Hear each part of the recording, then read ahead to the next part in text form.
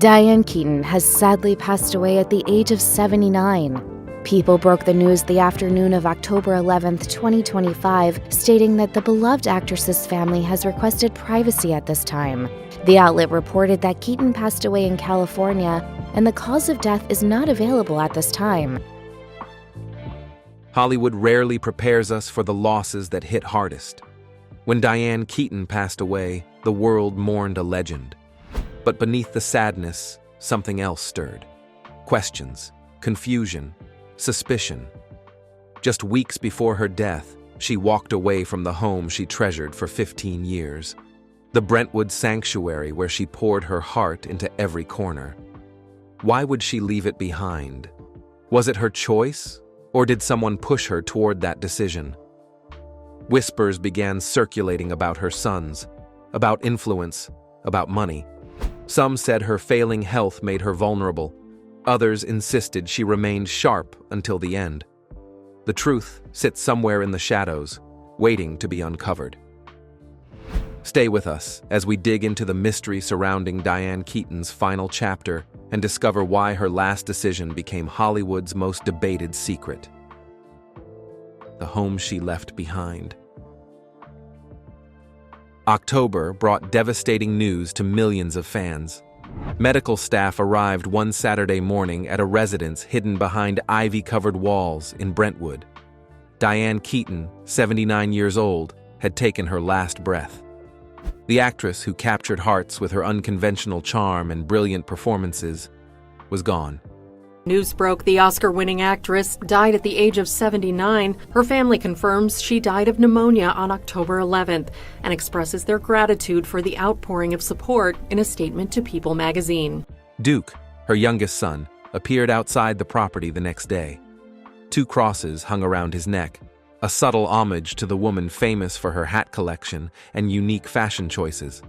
The family kept details private. No official cause of death was released. But silence has a way of making people wonder. For decades, Diane represented something rare in Hollywood. She embodied independence, creativity, and the courage to reject expectations. Marriage never happened. Apologies for being different never came. She built a life entirely on her own terms. Yet in March of that year, something shifted.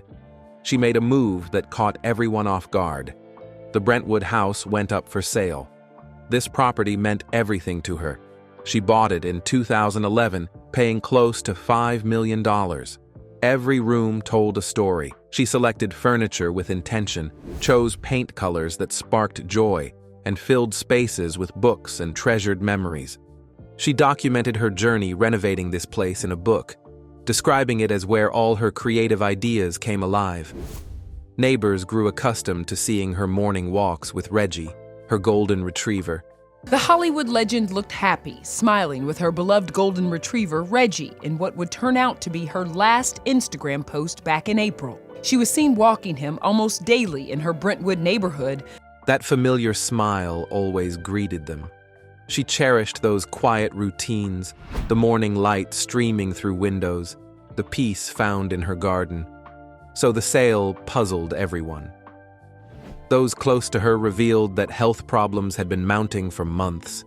She concealed the severity. Something's Gotta Give star did not publicly disclose any major health issues in her final months, but she had previously been open about her struggle with cancer and bulimia throughout her life. Protecting loved ones from worry, even trusted friends remained unaware of how dire things had become. Years of battling anorexia left her dangerously thin and weak. Tasks that once brought happiness, like arranging flowers or rearranging furniture, became impossible challenges. Skin cancer added another layer of suffering.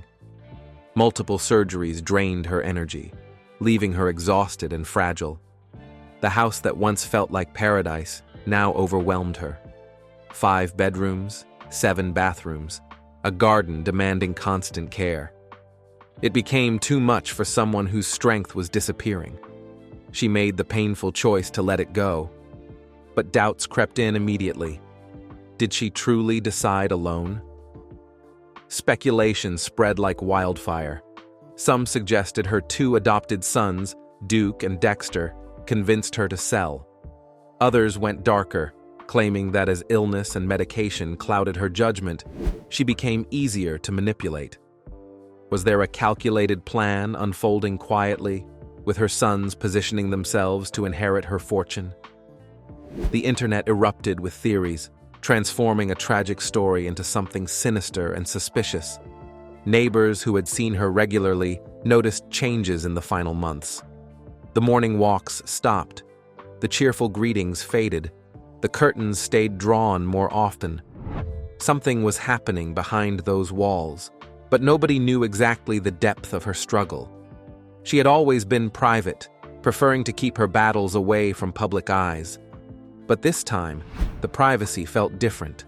It felt like hiding. And when someone hides, people assume the worst.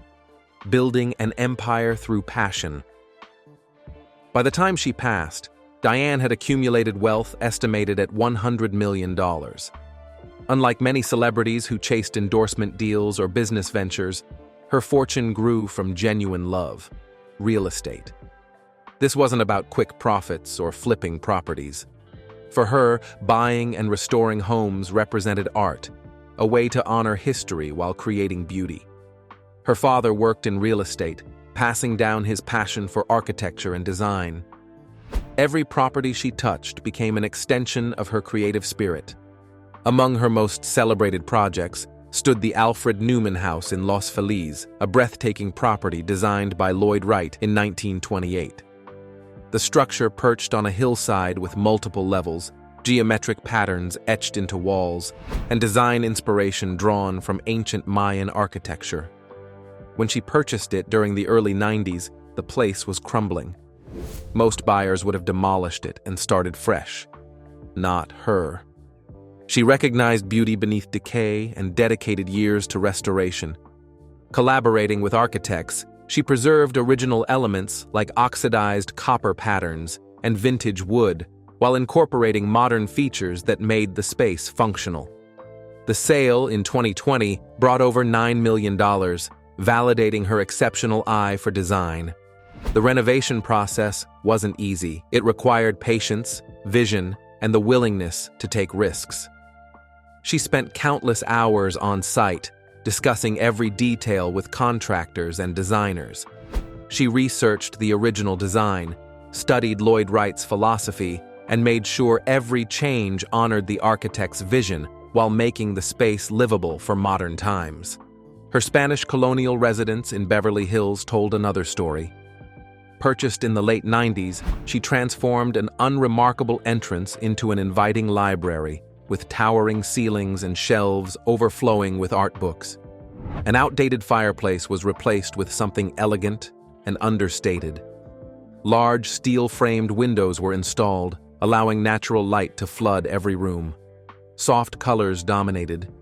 Furniture was selected with care. Everything balanced rustic warmth with refined sophistication. She hosted intimate gatherings there, small dinners with close friends where conversation flowed as freely as wine. She'd give tours, pointing out details that most people would miss. A hand-carved wooden beam salvaged from an old barn. A vintage light fixture discovered at a flea market. Each piece had a story, and she loved sharing those stories. Her home wasn't a showpiece meant to impress. It was a living space meant to be enjoyed, filled with warmth and personality.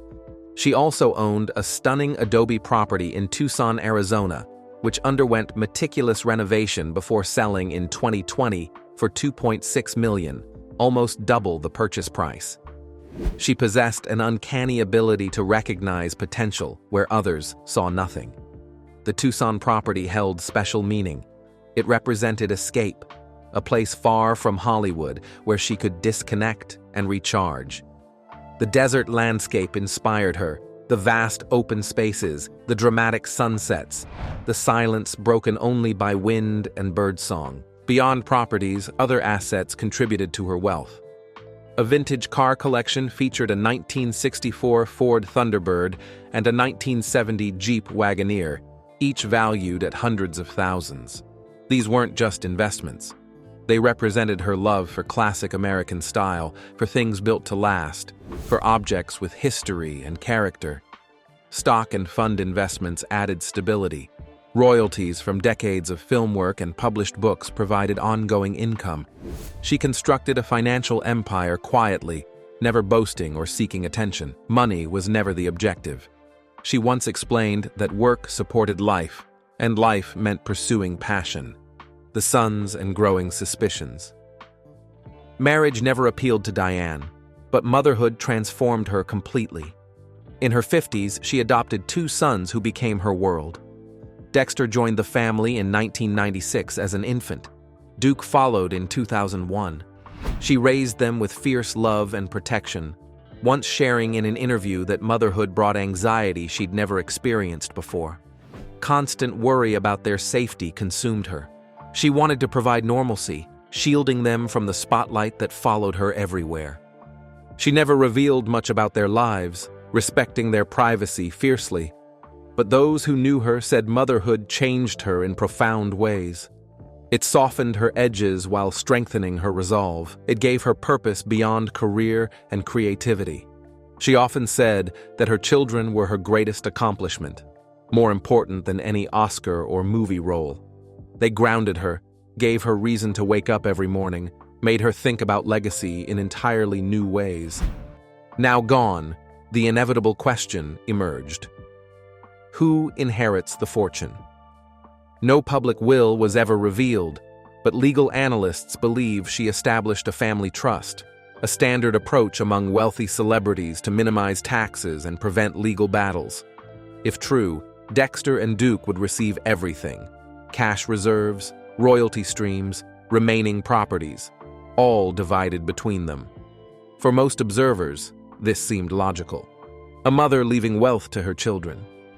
But rumors refused to fade.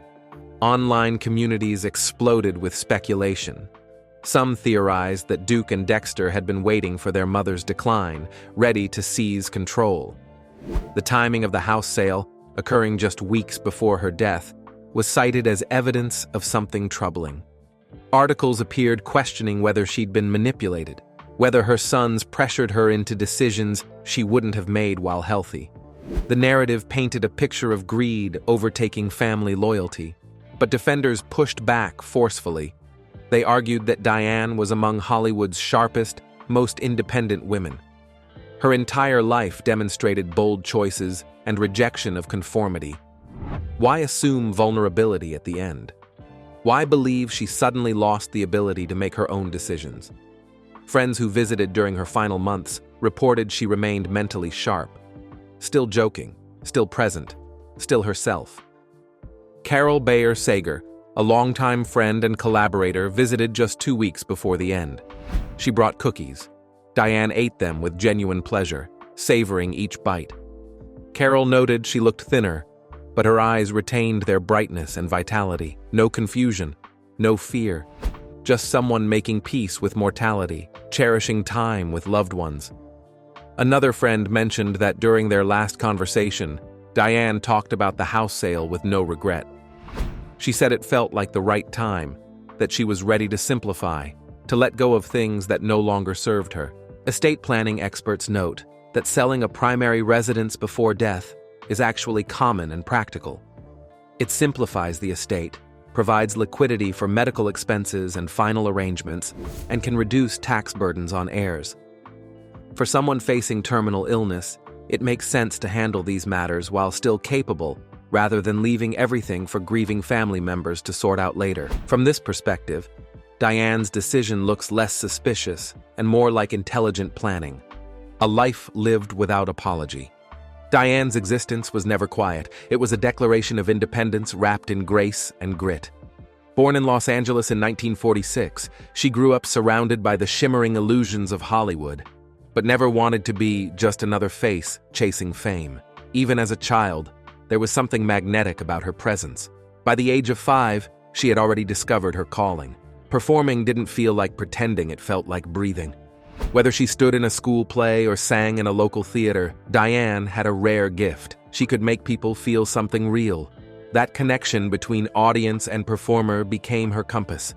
guiding her through every uncertain moment that would follow. As she entered her 20s, Diane's ambition began to sharpen. She wasn't interested in being typecast or molded into the Hollywood ideal of the time she wanted to break it.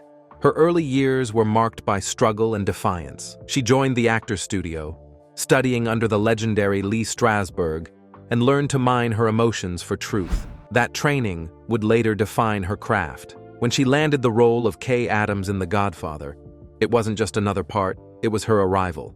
The quiet strength and emotional complexity she brought to the character earned her critical acclaim and the world's attention. I was deeply influenced by the themes so brilliantly displayed in Francis Ford Coppola's Godfather trilogy. But it was Annie Hall in 1977 that immortalized her. Partnering again with Woody Allen, Diane didn't just act, she embodied an era.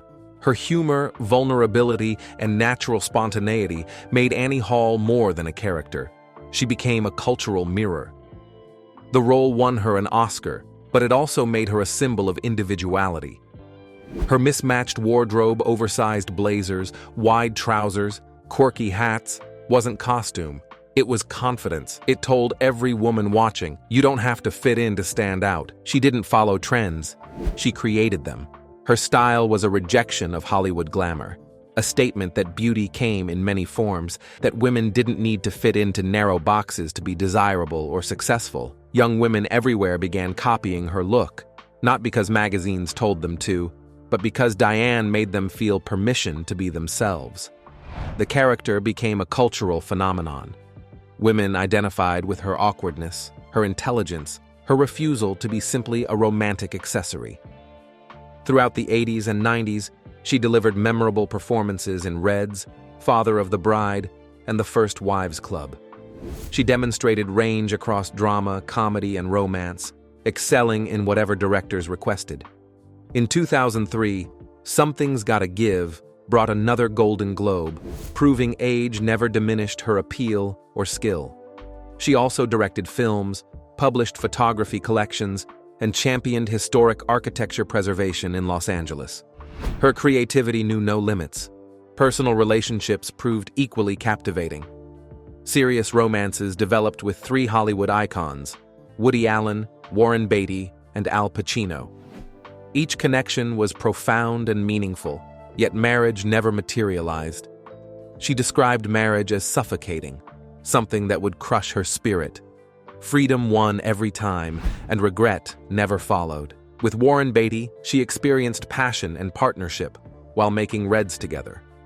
Their relationship burned bright, but eventually cooled, though mutual respect remained. Al Pacino represented perhaps her deepest connection, a romance that spanned years and multiple Godfather films. They separated and reunited several times, their relationship too intense to sustain, yet too powerful to completely abandon. Even decades after their final breakup, they spoke fondly of each other, acknowledging that some loves never completely die. Pacino goes on to praise Keaton and how she lived without limits and everything, and in my heart, she always will. Her decision to remain unmarried and childless until her 50s raised eyebrows in an industry where marriage and family were expected, especially for women. But she refused to follow that script. She built her life according to her own blueprint, prioritizing career and creativity during her younger years, then embracing motherhood when it felt right.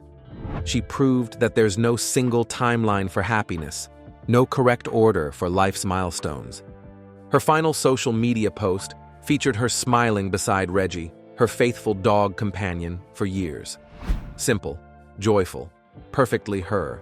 When news broke, tributes flooded in from across Hollywood. Steve Martin and Martin Short honored her during a performance. Bette Midler and Goldie Hawn expressed devastation. Al Pacino admitted shock at her passing. Reese Witherspoon credited her with teaching courage and confidence. Everyone carried stories about how she enriched their lives simply by existing. A crew member remembered her bringing coffee for everyone on set, never acting like a star. A young actress recalled how Diane gave her advice that changed her approach to auditions. A neighbor remembered her stopping to admire gardens, always finding beauty in small moments. She made people feel seen, valued, important. That gift for connection was perhaps her greatest talent of all. Her legacy transcends films, properties, or financial success. It's the way she lived, courageously, authentically, without apology. She demonstrated that marriage isn't required for fulfillment, that aging doesn't mean invisibility, that authenticity is the ultimate achievement. She confronted fears, battled illnesses, and embraced every moment fully. Even when her body failed, she made decisions with grace and dignity. The mystery surrounding her final days may never achieve complete clarity. Rumors about her sons, questions about the property sale, whispers of manipulation will likely persist. Perhaps that's not the crucial point. Remembering a woman who delivered laughter, tears, and inspiration matters more. She proved that difference deserves celebration, not concealment. She constructed a life filled with beauty, purpose, and love, without following predetermined paths. She once stated her life held enough interest without others dictating her actions or words. That declaration captured her essence entirely: independent, confident, unapologetically real. She wore hats not just for style, but because skin cancer forced her to protect herself. She wore loose clothing because comfort mattered more than fashion rules. She adopted children later in life because she finally felt ready. Every choice had reason, even when others didn't understand. Her battle with anorexia, which began in youth and haunted her for decades, was something she rarely discussed publicly. Combined with skin cancer that required multiple surgeries, her physical challenges were enormous.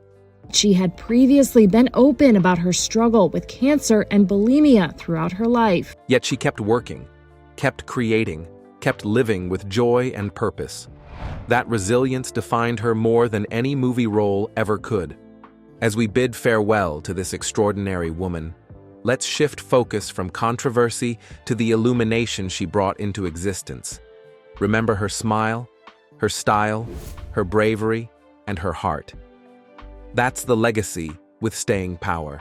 If her story resonated with you, if her journey inspired more authentic living, honor her memory by embracing exactly that. Choose courage. Choose authenticity. Let nobody diminish your brilliance. If you're hungry for more stories about Hollywood legends who transformed the world simply by being themselves, hit that like button and subscribe to our channel. We've got countless fascinating tales headed your way. The conversation doesn't end here. Share your thoughts in the comments below. Did Diane make the right choice? Do you believe the rumors? Or do you think she remained in control until the end? Your perspective matters. Join the discussion. Let's keep her memory alive by celebrating everything she stood for. Rest peacefully, Diane Keaton. Your light continues shining forever.